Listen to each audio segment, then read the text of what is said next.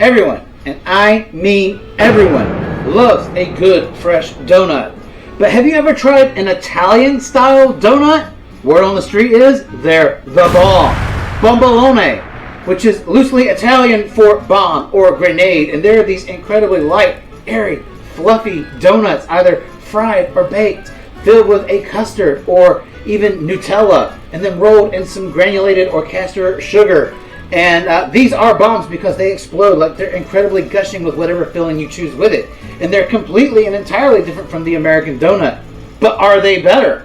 This is International Plate, and we're making some incredible bomboloni from Italy. And if you like this kind of stuff, don't forget to like, share, and subscribe. So let's go ahead and get these donuts started. And before we can even dive in, the first thing we'll need to do is make our own custard or pastry cream. This needs to be done in advance so it has proper time to chill and set before stuffing the donuts. This step can even be done the day before, and like I mentioned in the intro, link to my custard recipe in the description. So let's start with our bomboloni dough, which begins with 1 cup of warm milk, roughly warmed to about 110 degrees Fahrenheit.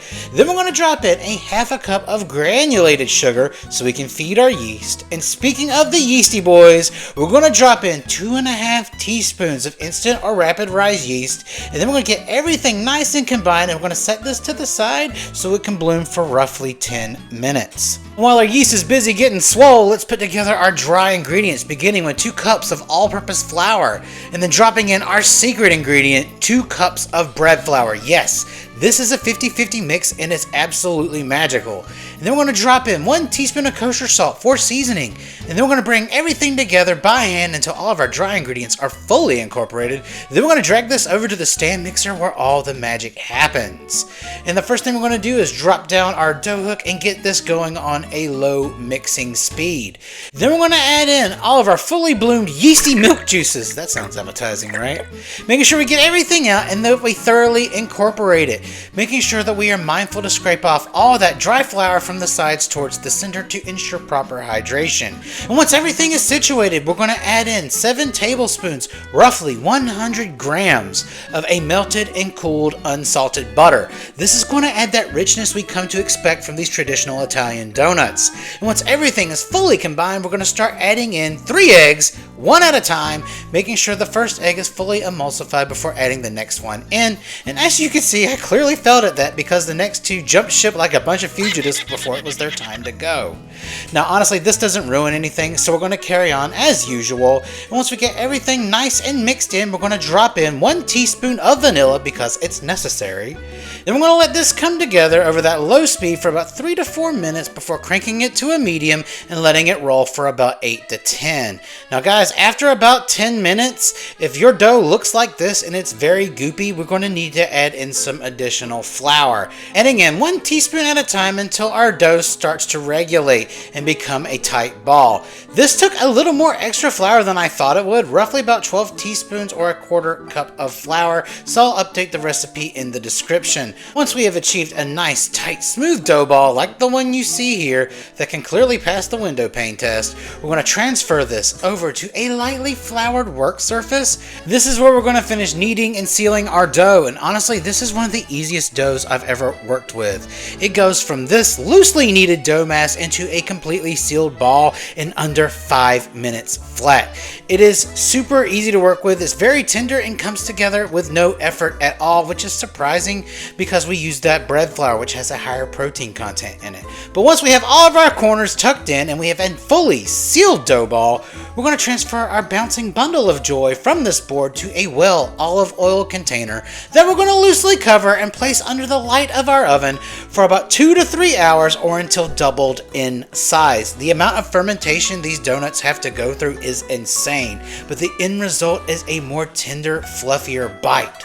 It's been 2 hours and we are roughly twice our original size, so we rolled this thing out onto a nicely floured work surface, punch out all that extra air and some of its hopes and dreams. Then we want to flour up a rolling pin and start rolling this dough out. The goal is to have a rough rectangle about half an inch thick all the way across. And another thing that I learned that this 2-hour fermentation does is increase the yield. Like, this dough makes a ton of donuts. So much so that I started running out of space on my cutting board and had to continue rolling this thing out onto my countertop. And after we have everything situated and patched back up, we're going to continue rolling this thing out until we roughly achieve that half-inch thickness all the way across. And then we're going to start cutting out our bomboloni. This is a 3-inch biscuit cutter, and we're going to follow the same process we did when making Boston cream donuts, if you've seen that video. If not, there's a link in the description. It's a much older video, but it's a great one. So we're going to start cutting out our donuts, making sure we avoid any thicker or thinner patches. Definitely the thinner ones, because if our dough is too thin, it will not be able to hold our filling. And then we're going to repurpose our scraps, rolling it back into as tight of a ball as we can get it, and rolling it out to roughly the same thickness, and then repeating the process. And this is our yield. And guys, this is insane. This yielded me 24 beautiful bomboloni, more than I actually even prepared for. So these are going to go back in the oven under the light for another hour and a half. Again, the fermentation is the key to a perfect bomboloni. And after proofing, it's time to fry. And we're simply going to lay down 2 of our thick boy donuts in each basket. Our oil is set to 350 degrees Fahrenheit. And once we start cooking, we cannot walk away because they cook quickly. And after about 30 seconds, all of our donuts have risen to the top. So it's very important to keep them separated while they're raw so they don't fuse together. And after another 30 seconds, it's time to flip them because they are fully golden brown on the bottom side. And from here, we're simply going to let the other side cook for about a minute and a half, and they are done. It is literally that quick. So after we let them drain for a few seconds, we're going to transfer them to a baking sheet lined with a cooling rack, and then we're going to repeat the process with the rest of our remaining bomboloni. And while these guys are still warm, we need to go ahead and roll them around in their sugar coating. Now traditionally this should be castor sugar, but that's not an ingredient that I can readily find in my local supermarkets. So this is just 1 cup of granulated sugar, and we're going to roll our bomboloni in it 1 donut at a time, making sure we cover each side and all the corners in that beautiful sugar. And then we're going to repeat the process for the rest of our remaining bomboloni. And at the end of everything, this is what our wonderful donuts look like. They're warm, fluffy, and crisp with sugar. And speaking of sugar, this leaves a lot left over, so maybe I should have cut that in half because that's about a half a cup of sugar left. So while the rest of these donuts are cooling down to room temperature, we're going to go ahead and get our custard ready for filling. Again, we can't do this while they're warm because that filling will melt. So now we need to make an incision in the middle of our donuts so we can properly fill them. I've had a lot of trouble recording this in the past, so hopefully we got it right this time. And if you've done so correctly, this is what your donuts should look like. So basically I take my knife and make an incision halfway down the donut, making sure it runs about 3/4 the length of the pastry. Then I flip my knife around with the blade facing out and follow that exact same incision. This keeps the hole open so it can be filled.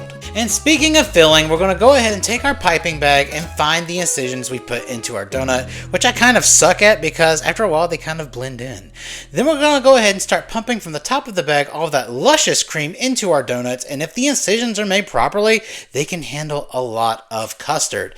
And honestly, it's okay to have a little bit coming out of the end. These things are supposed to be overflowing with cream filling. So we're going to repeat this process with the rest of our remaining bomboloni until we've used up all that beautiful vanilla custard, which kind of happened sooner than I wanted to because I did not plan for such a large yield. In fact, I was only able to fill 9 of these. Now that that's all said and done, let's go ahead and give these guys a taste. Alright guys, that is a wrap. And we only had enough custard to fill 9 donuts, but I'll be making some more later. I did not realize just how big of a yield this dough would really give me. Normally, I only get about 12 max, and this recipe gives you about 24 nice sized donuts, and they're definitely a lot bigger than I guess you could say the average American stuffed donut is. I did try a couple by themselves, and the flavor is absolutely out there.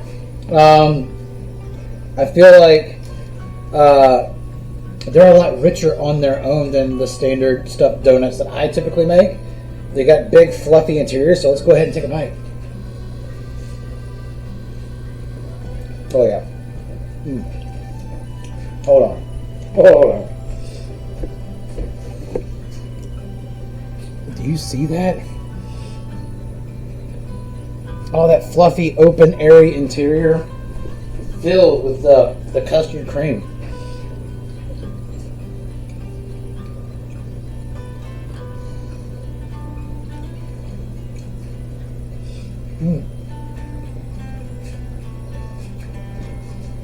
That's why they call it the bomb. Oh man. And what I love about this is, compared to the original Boston cream donut recipe that I typically make, these are a lot lighter, which I was kind of wondering how that would happen using bread flour, which is a much more dense sort of ingredient. But the combination of bread flour and all-purpose flour create this entirely unique, chewy, yet soft and fluffy interior. And I feel like I could eat more, which is kind of a bad thing, especially if you're watching your weight and calories and all. I feel like I could eat twice as many of these as the normal donuts that I make. That's just how light they are. I'm making a mess over here, but 15 out of 10.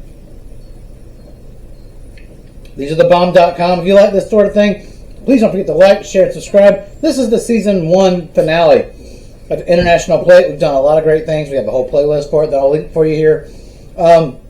Don't worry, this is coming back in a couple months because you know what's going to happen starting next week, right?